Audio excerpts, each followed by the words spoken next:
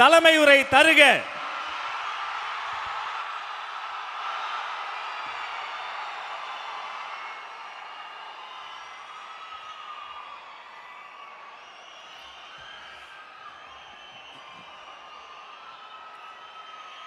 என் நெஞ்சில் குடியிருக்கும்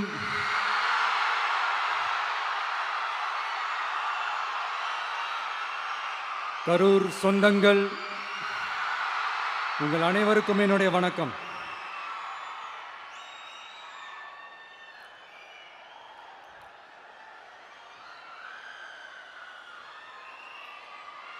ஒரு மனுஷன் லைஃப்ல எவ்வளோ பெரிய ஒரு உயரத்துக்கு போனாலும் மனசளவில் சில வலிகள், காயங்கள், அதை மறக்க முடியாது இல்லையா? எல்லார் லைஃப்லையும் அப்படி தான், நமக்கும் அப்படி தான். நிறையா வலிகள், காயங்கள் எல்லாத்தையும் தாண்டி தான் வந்திருக்கிறோம். ஆனால் எல்லாத்தையும் விட ரொம்ப ஜாஸ்தியான அந்த வலியும் அந்த காயமும் எனக்கு அந்த கரூர் சம்பவம் தான்.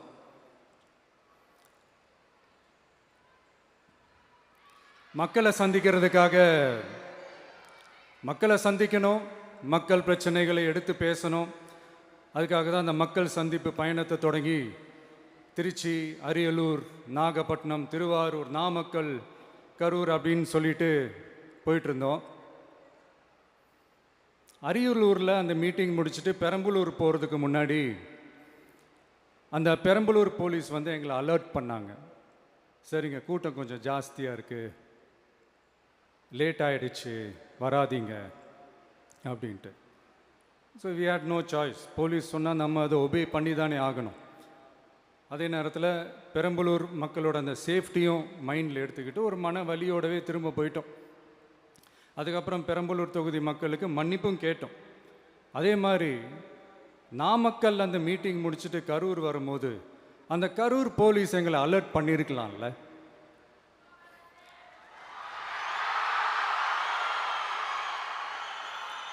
இல்லை சார், இங்கே எதிர்பார்த்ததை விட கொஞ்சம் கூட்டம் அதிகமாக இருக்குது, கண்ட்ரோல் பண்ண முடியல, வராதிங்க. அண்ட் போலீஸ் நினச்சா அவங்க அந்த மீட்டிங்கே கேன்சல் பண்ணலாம். ஏதோ தப்பாக இருக்குது, ஏதோ தப்பாக தோணுது அப்படின்னு நினச்சிட்டாலே they have all the rights to cancel the meeting. எங்ககிட்ட கேட்கணும்லாம் ஒன்றும் அவசியமே கிடையாது. ஆனால் அதையெல்லாம் எதுவுமே செய்யாமல் அந்த ஹைவேல இருந்து அந்த ஸ்பாட்டுக்கு போலீஸே எங்களை உள்ளே கூட்டிகிட்டு வந்து விட்டு அந்த நாடகம்லாம் இருக்கு பாருங்க.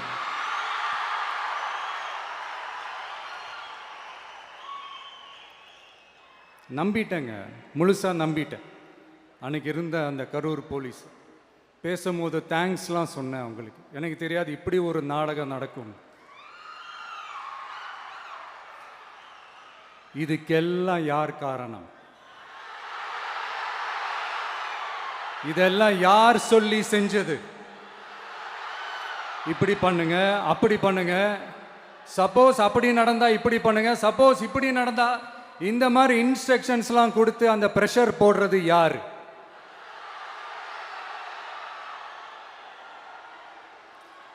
அந்த சம்பவத்தில் நம்ம யாரெல்லாம் இழந்திருக்கோம் தெரியுமா?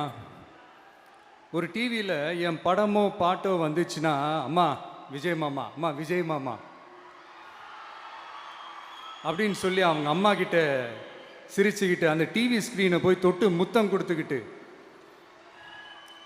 என் அக்கா தங்கச்சிங்களோட தங்க பிள்ளைகளை இழந்திருக்கோம்யா. மழலை கூட சரியா வராதப்போ ஒரு பேப்பர் மேகசினில் என் ஃபோட்டோவை பார்த்தா அது சிரிச்சுக்கிட்டு அந்த கள்ளங்கபடம் இல்லாத அந்த சிரிப்பு, அந்த கடவுள் மாதிரி இருக்கிற அந்த பச்சை பிள்ளைங்களை இழந்திருக்கோம்யா. என் அக்கா தங்கச்சி, அண்ணன், தம்பி, குடும்ப உறவுகளை இழந்து அந்த வலியோட இருக்கிற என்ன நீங்க ஏளனமா பேசுறீங்களா? என் மேல பழிய தூக்கி போடுறீங்களா? இப்படி ஒரு சம்பவம் நடந்துருச்சு. இது ஏன், எதனால, அதுக்கான பின்னணி என்னன்ட்டு அந்த வலியோட வீட்டில் உட்கார்ந்துட்டு இருக்கிறேன். ஓடி ஒளிஞ்சிட்டான்னு வர சொல்றீங்களா? வாயின்னு முன்ன இருந்தா என்ன வேணாலும் பேசுவீங்களா?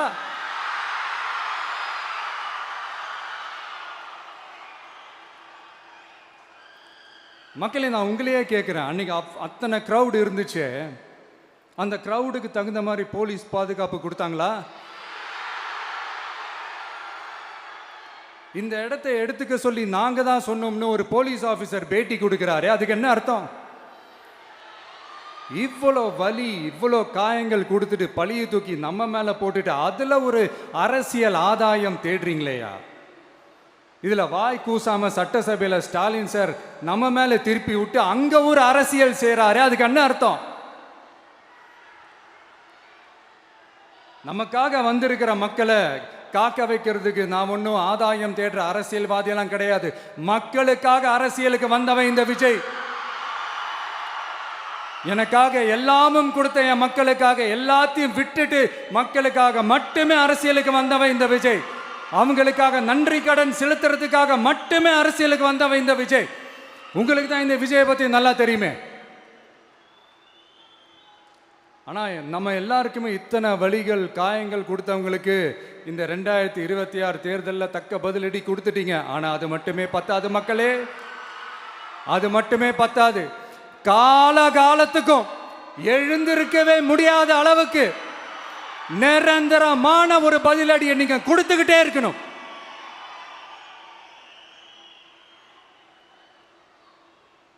இப்படிலாம் பண்ணா நான் மக்களை விட்டு ஓடிடுவேன் நினைப்பா?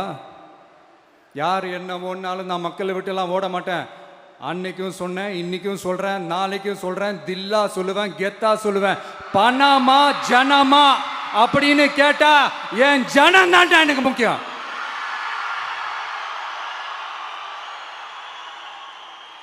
மக்களே, உங்களை விட எனக்கு இந்த காசு பணம் முக்கியமா என்ன? இவ்வளோ குறைகள் நம்ம மேல சொல்றாங்களே, இப்போ நான் சொன்ன மாதிரி அவங்களால ஓப்பனா சொல்ல முடியுமா? அந்த தில்லு இருக்கா, திராணி இருக்கா? ஒரு கிடையாது. ஆனா நம்ம மக்கள் அமைச்சு கொடுத்த நம்ம அரச குறைகள் மட்டும் டிசைனா மாடல் மாடலா குறைகள் மட்டும் சொல்லுவாங்க. ஒவ்வொரு டிபார்ட்மெண்ட்லயும் அந்த பார்ட்டி ஃபண்ட், அந்த கட்சி நிதின்ற பேர்ல அடிக்கிற கொள்ளையெல்லாம் இந்த தீய சக்தியா இருக்கட்டும், தீந்து போன சக்தியா இருக்கட்டும், ரெண்டு பேரும் மாறி மாறி இதே தான் செஞ்சிட்டு இருக்கிறாங்க. இதில் ஒரு ஹைலைட் காமெடி என்னன்னா, சட்டசபையில் பேசும்போது பார்ட்டி ஃபண்டுன்னு தான் சொன்னேன். அது எந்த பார்ட்டி, என்ன ஃபண்டு, யாரு, என்ன பேரு, எதுவுமே சொல்ல. பார்ட்டி ஃபண்டுன்னு சொன்னவனை எடுத்தாங்க பாருங்க ஒரு ஓட்டம். எனக்கே ஃபர்ஸ்ட் புரியல, ஏன்பா ஓடுறாங்க? அப்படி என்ன நம்ம இப்போ சொல்லிவிட்டோம்? அதான் அந்த குற்றமுள்ள நெஞ்சுக்கு தான் குறுகுறேங்கும். இது எப்படி இருக்கு தெரியுமா? எங்க அப்பா பீரோக்குள்ள இல்லை, எங்க அப்பா பீரோக்குள்ள இல்லை அப்படின்னு சொல்ற மாதிரி. ஐயோ, ஏன் கேட்குறீங்க? இவங்களோட செம்ம கூத்தா இருக்குங்க, செம்ம ஃபன்னா இருக்கு. சென்னையில் ஒரு பாலம் கட்டுறதுக்காக நார்மலாக ஆகிற செலவை விட அதிக செலவில், கிட்டத்தட்ட டபுள் மடங்கு செலவில் ஒரு டெண்டர் ஒன்று விட்டுருக்குறாங்க. அதையெல்லாம் தோண்டி எடுத்து அதெல்லாம் இப்போது கண்டுபிடிச்சி கேன்சல் பண்ணியிருக்கிறோம். இன்னும் எத்தனை கோடி ஊழல், எத்தனை லட்சம் கூடல் தோண்ட தோண்ட வருமோ எங்களுக்கே தெரில. ஒவ்வொரு முகமுடியாக கிழியுது. ஐயோ, இந்த விஜய் ஒவ்வொரு கதையாக எடுத்து வெளியில் விட்டுருவான் போலேன்ட்டு திரும்புகிற பக்கம்லாம் கதறல் கதறல் கதறல். காதலேருந்து ரத்தம் வராத குறை. ஆமாம், இப்படி ஊழல்லே ஊறி போனவங்க இப்படி தான் இருப்பாங்க. இந்த 50-55 நாட்களில் அங்கே செஞ்ச சில விஷயங்கள்லாம் சட்டசபையிலே எடுத்து சொன்னேன். பட் இங்கே ஒரு சில விஷயங்கள் சொல்லணும்னு நினைக்கிறேன். இந்த மின்சாரத்துறையில் இதுக்கு முன்னாடி போட முடியாமல் இருந்த அந்த பதவி உயர்வை வந்து இப்போ தான் எங்களால் போட முடிஞ்சுது. அதுக்காக ஒரு அக்கா அழுதுகிட்டே ஒரு நன்றி சொன்னாங்களே, அதெல்லாம் உங்கள் கண்ணில் படாது அந்த வீடியோலாம், குறை சொல்கிறவங்களுக்கு. அடுத்து லஞ்சம்லாம் ஒழிக்க முடியாது, ஊழல்லாம் ஒழிக்க முடியாது, அதெல்லாம் பிளட்டிலேயே ஊறி போய் இருக்கு அப்படின்னு சொன்னவங்க போய் ஒவ்வொரு கவர்மெண்ட் ஆஃபீஸாக பாருங்க. ஒரு பைசா லஞ்சம் இல்லை, ஒரு பைசா ஊழல் இல்லை. வேலையெல்லாம் சும்மா டக்கு டக்கு டக்குன்னு நடக்குது. ஒரு பெரியவர் ஒருத்தர் சொல்றாரு, தம்பி வேலையெல்லாம் நடக்குது, ஆனால் அதையும் தாண்டி எங்களுக்கு மரியாதை கொடுக்குறாங்க தம்பி, உட்கார வச்சுலாம் பேசுகிறாங்க. இதெல்லாம் இதுக்கு முன்னாடி நடந்ததே இல்லை. அவனை போய் பாரு, இவனை போய் பாரு, இந்த ஆஃபீஸரை போய் பாருன்னு சொல்லி அலைய விடுவாங்க. இப்போ லஞ்சம் இல்லை, ஊழல் இல்லை, வேலையெல்லாம் உடனே நடக்குது. மக்கள் அப்படி ஒரு பெருமூச்சு ஒன்று விடுறாங்க. அதை பார்த்து நமக்கு அப்படி ஒரு ஹாப்பினஸ். இதுக்கு மேலே என்ன வேணும்? ஏன் இதெல்லாம் பண்ண முடியாது? மனசுன்னு ஒன்று இருந்தால் பண்ணலாம். இப்போ பண்ணலை. அதே மாதிரி இந்த எல்என்டி நிறுவனத்தோட 18,600 crore 3 திட்டங்கள் அந்த ஒப்பந்தம், அந்த கையெழுத்து போட்டிருக்கிறோம். கிட்டத்தட்ட 8,200 பேருக்கு வேலை வாய்ப்பு. நான் சொல்கிறது அந்த 3 மாவட்டத்தை சேர்ந்தவங்களுக்கே அவ்வளோ வேலை வாய்ப்பு. குறுவை சாகுபடிக்காக 134 கோடியில் அந்த சிறப்பு தொகுப்பு திட்டம் அறிவிச்சிருக்கிறோம் நம்ம விவசாயிகளுக்காக. இப்போவும் சொல்கிறேன், நம்ம விவசாய பெருமக்களே, உங்களோட இந்த அரசு கூடவே நிற்கும். பெண்கள் பாதுகாப்புக்காக சிங்கப்பெண் அதிரடி படை, அது உங்களுக்கு நல்லா முன்னாடியே தெரியும். வரப்போகிற அறிஞர் அண்ணா அவர்களுடைய பிறந்த நாளில் உங்கள் அண்ணனுடைய அரசில்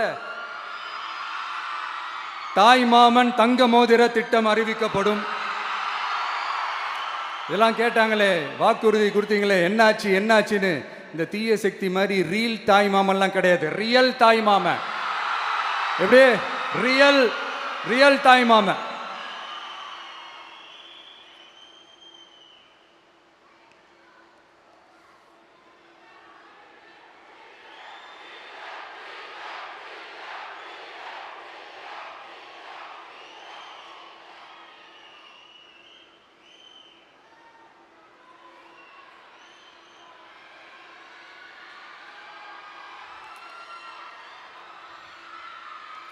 இந்த தீய சக்தியை பற்றி, அவங்க நிர்வாகத்தை பற்றி ஒரு வெள்ளை அறிக்கை ஒன்று வெளியிட்டோம்ல, அது ஷார்ட் அண்ட் ஸ்வீட்டாக சொல்லணுன்னா, ஒரு ஓட்ட பாத்திரத்துக்குள்ளே தண்ணி ஊற்றிக்கிட்டே இருந்திருக்கிறாங்க.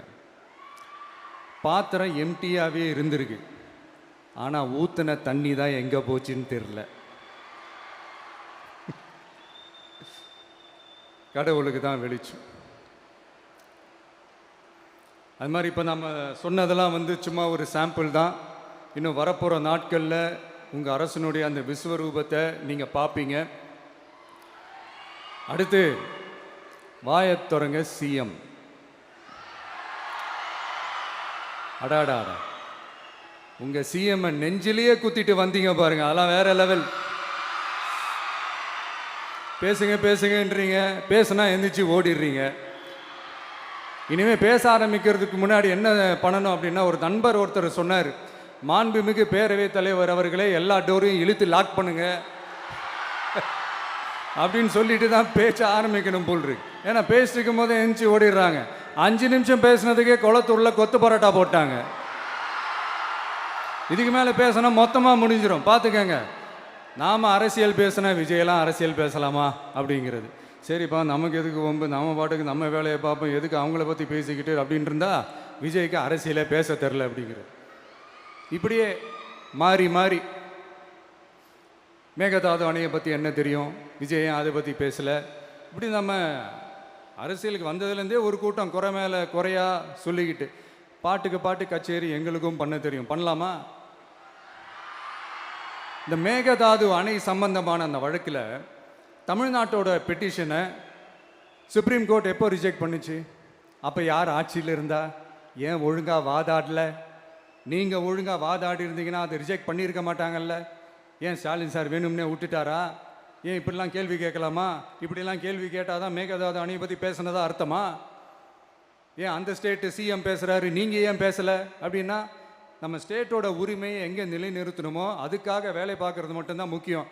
சும்மா சவால் விட்டுக்கிட்டு சீண்டி பார், நான் யார் தெரியுமா, தொட்டு பார், இப்படிலாம் பேசிக்கிட்டு இருந்தால் வேலைக்கு ஆகாது. சும்மா பேசி பிரச்சனையை வளர்த்துக்கிட்டு யார் மேலே அது பழியை தூக்கி போட்டுட்டு அப்புறம் மக்களை அம்போன்னு தெருவில் விட்டுட்டு இப்படி தான் ஒரு அரசியல் பண்ணணும்னா அந்த அரசியல் நமக்கு தேவையும் இல்லை, அதை நம்ம செய்யவும் போகிறதில்ல. Talk less work more mode தான், அதுதான் நம்ம பாலிசியே. அதனால தான் சட்டசபையில் அந்த அரசினர் தீர்மானம்னு சொல்லி ஒன்று கொண்டு வந்தோம். அது எப்படி டு டேக் இட் ஃபார்வர்ட், எப்படி கொண்டு போகணுமோ அதை சரியாக செய்வோம். சென்ட்ரல் கவர்மெண்ட்லேருந்து அந்த டீலிமிட்டேஷனை திரும்ப கொண்டு வர போகிறதா ஒரு பேச்சு ஒன்று அடிபடுது. யார் என்ன டீலிமிட்டேஷன் கொண்டு வந்தாலும் தமிழ்நாடு அது ஒத்துக்காது. நமக்கான இடத்த யாரும் பறிக்கவும் முடியாது, அது பறிக்கவும் விட மாட்டோம். இப்படி நாம் இருக்கும்போது இந்த தீய சக்தி திமுக எங்கே போய் நிற்குது, யார் கதவை தட்டிக்கிட்டு நிற்குது, அது உங்களுக்கே நல்லா தெரியும். மக்களே, இந்த தீய சக்தியும் தீந்து போன சக்தியும் வேற வேறலாம் இல்லை, கூட்டு களவாணிங்க. சொல்ல முடியுமா அவங்களால? எங்களுக்குள்ள ஒட்டும் இல்லை, உறவும் இல்லை, அறிவிக்க முடியுமா, நிரூபிக்க முடியுமா? இந்த வரப்போகிற இடைத்தேர்தலில் அதை நிரூபித்து காட்டுங்க, அப்புறமா பேசுங்க. மக்களை, என் மனசை விட்டு கரூர் எப்பவும் நீங்கவே நீங்காது. நமக்கு ஏற்பட்ட வேதனையான சம்பவத்தை, நமக்கு எதிராக நடந்த சதியை, சூழ்ச்சியை இனி வர்ற ஜென்ரேஷனும் அவங்களுக்கு தெரியப்படுத்தணும்ல.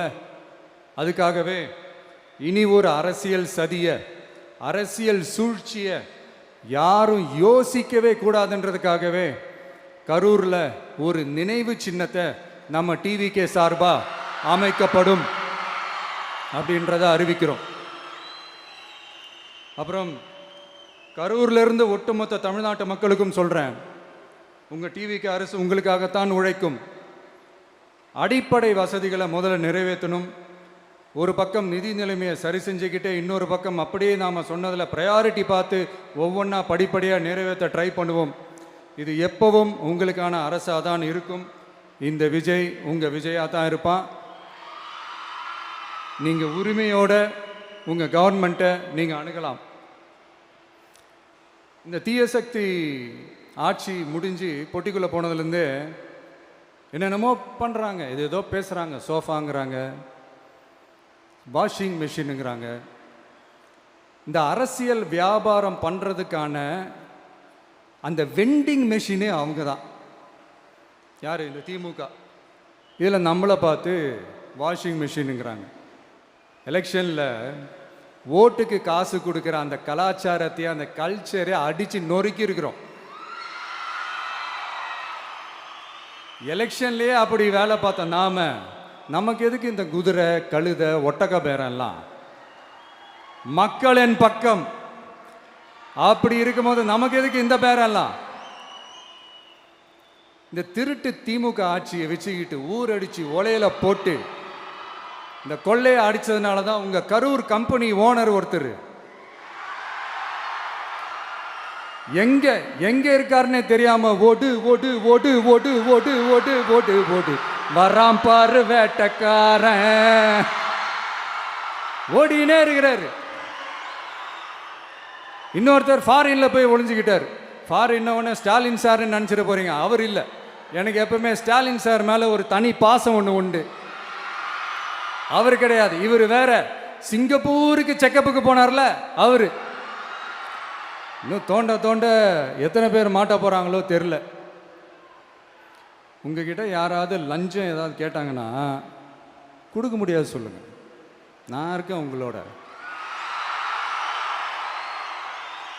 அப்படியே யாராவது ஃபோர்ஸ் பண்ணாங்கன்னா இது எங்க மகன், எங்க புள்ள, எங்க அண்ணன், எங்க தம்பி, எங்க விஜய், எங்க விஜயோட ஆட்சின்னு ஸ்ட்ராங்கா சொல்லுங்க. மக்களை, நீங்க கூட இருக்கும் போது லஞ்ச ஊழல் மட்டும் இல்லை, அதிகாரத்தை வச்சு ஆட்டம் போடுற யாராக இருந்தாலும் அடங்கிடுவாங்க. இந்த கடமை, கண்ணியம், கட்டுப்பாடுன்ட்டு ஒரு காலத்தில் கொள்கையோடு இருந்த கட்சியெல்லாம் இன்னைக்கு எப்படி இருக்கான்னு உங்களுக்கே தெரியும். அதாவது இந்த டிவிகே கட்சியோட தலைவரை எதிர்க்கிறதுல ஒரு நியாயம் இருக்கு. ஏன்னா உங்க பொழப்பில் மண்ணள்ளி போட்டான். என்ன, இந்த ஊழல் லஞ்சம்லாம் பண்ண மாட்டேன்னு சொல்லி உங்கள் அரசியலையே ஒரு தெருமுனைக்கு கொண்டாந்து விட்டான். மக்கள் வேற அவனை தான் நம்புகிறாங்க. ஸோ இந்த விஜயை எதிர்க்கிறதுல ஒரு அரசியல் நியாயம் இருக்குது, அதை புரிஞ்சுக்கலாம்.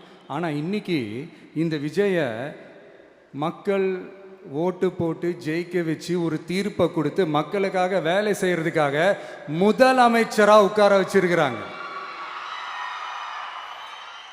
என்னமோ இன்னமும் நீங்கள் தான் ஆட்சியில் இருக்கிற மாதிரி. விஜய் கரூருக்கெல்லாம் போகக்கூடாது, விஜய் இங்கே போகக்கூடாது, அது செய்யக்கூடாது, இது செய்யக்கூடாதுன்னு எனக்கு புரியலையே.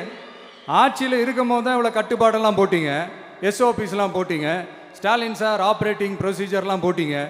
இப்போவும் அதே பண்ணிட்டு இருந்தீங்கன்னா என்ன சார் நியாயம்? இல்லை நான் தெரியாமல் தான் கேட்குறேன். இன்னும் கனவுலையே இருக்கிறீங்களா? முதல்ல முழிச்சு வாங்க, ரியாலிட்டிக்கு வாங்க. உங்கள் ஆட்சியெல்லாம் வீட்டுக்கு போய் டிவிக்கேன்னு ஒரு ஆட்சி வந்து ரொம்ப நாள் ஆச்சு. ஒழுங்கா படி என்று சுப்ரீம் கோர்ட் ஓங்கி மண்டேலியே நறுக்கு நறுக்கு நறுக்கு என்று செம்மட்டியாலே அடிச்சும் இந்த திமுக முழிச்சிக்கல அப்படின்னா அப்போ கொஞ்சம் கஷ்டம்தான். வெற்றி தோல்வியெல்லாம் அரசியலில் சகஜம் சார். அதுக்காகலாம் வெறி பிடிச்சி, இந்த பதவி வெறி பிடிச்செல்லாம் அலைய தேவையில்லை. நல்ல விதமாகவே சொல்கிறேன், நியாயமான அரசியல் பண்ணுங்க. ஓ, அதுதான் உங்களுக்கு தெரியாதுல்ல? இந்த தீய சக்தி திருத்தவும் முடியாது, அவங்களா திருந்துவாங்கன்னு பார்த்தா அதுவும் நடக்க போகிறதில்ல. அதனால் வரப்போகிற இடைத்தேர்தலில் மக்களே, இந்த தீய சக்தி திமுகவை நல்லா வெச்சு வெளுத்து விடுங்க.